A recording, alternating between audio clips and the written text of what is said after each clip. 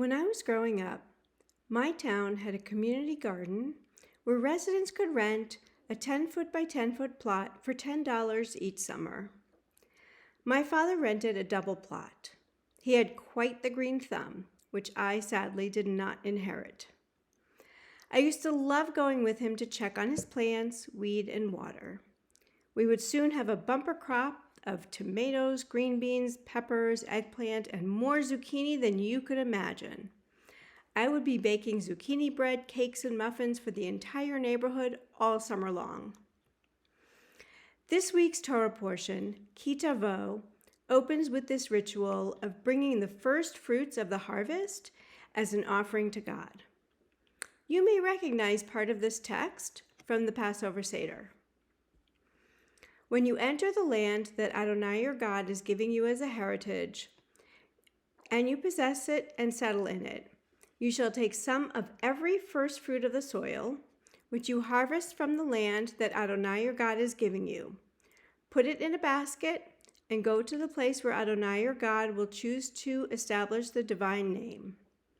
You shall go to the priest in charge at that time and say to him, I acknowledge this day before Adonai your God that I have entered the land that Adonai swore to our fathers to assign us.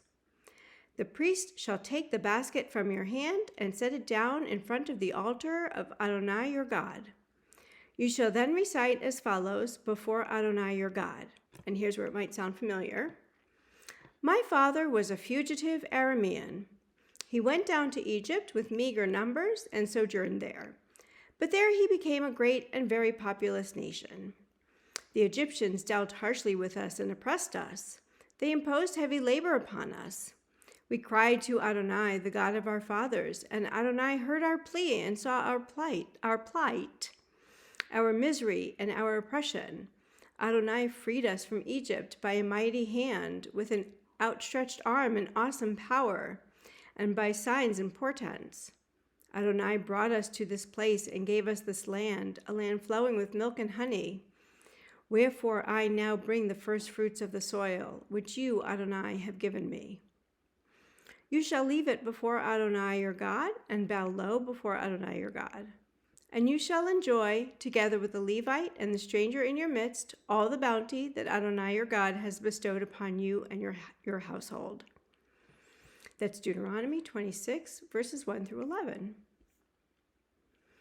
This ritual connects our gratitude for the harvest directly to our story of liberation from slavery in Egypt. Because we are free, we are able to work the land, and in partnership with God, produce food to sustain our lives. And as we harvest the first fruits, or vegetables as the case may be, we express our gratitude for our bounty and remember our story of liberation. I personally find these verses especially and ironically meaningful, as my hometown's community garden plots sat in the shadow of the state prison in Framingham, Massachusetts, a stark reminder of the precious value of our freedom. The parashah continues with a lesser-known ritual of tithing, which is essentially a tax in addition to leaving the corners of your field when you harvest, thus establishing a form of economic justice. When you have set aside in full the 10th part of your yield, in the third year, the year of the tithe, and have given it to the Levite, the stranger, the fatherless, and the widow, that they may eat their fill in your settlements, you shall declare before Adonai your God, I have cleared out the consecrated portion from the house, and I have given it to the Levite, the stranger, the fatherless, and the widow, just as you commanded me. And I have neither transgressed nor neglected any of your commandments. That's Deuteronomy 26, verses 12 and 13. Rabbi Max Chaikin teaches that these opening verses of the Torah portion provide us with two important lessons. Lesson 1. When you're grateful for something, declare it out loud. It doesn't really matter what it is that you're grateful for. It can be the food or the flowers that you've grown yourself, or a phone call with a friend or a loved one, the time spent with a good book, a great workout, or a visit to the park. Rabbi Chaikin writes, In a time with so many reasons to feel anxiety, fear, and uncertainty, we can create moments of stability and celebration by declaring our gratitude and telling our stories. Lesson number 2. We are all responsible for the most vulnerable among us. The Israelites were commanded specifically to support the Levites, the stranger, the orphan, and the widow, the most vulnerable populations in their time. Judaism teaches us that even those who receive tzedakah are responsible for helping those less fortunate than themselves, for there is always someone less fortunate. Each one of us is responsible for the well-being of the vulnerable in our society. And as the pandemic stretches on, putting many people at risk who have never before faced homelessness and hunger, this ethical imperative becomes even more urgent. Toward the end of Parshat Tavo, Moses tells the Israelites, who are on the threshold of entering the Promised Land, that if they follow God's commandments, God will bless them.